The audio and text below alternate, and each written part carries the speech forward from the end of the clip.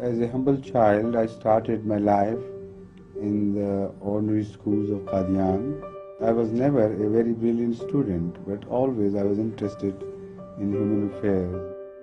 There was a special bond between him and people. Whoever used to be with him once, he used to get hooked to him.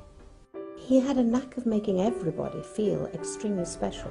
मैं आज ताहिर के हाथ पर बैठ करके He was a great leader.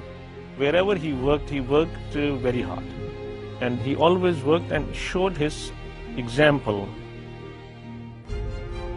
The moment I was selected to lead, Zia did not like this perspective at all.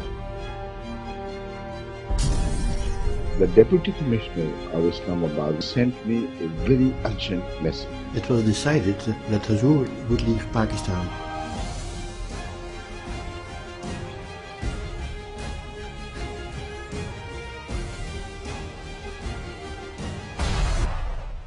If you believe in Creator, you must also believe in His creation.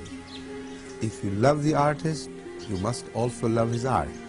As such, our concept of Islam is so beautiful and so well poised that it has started attracting attention all over the world.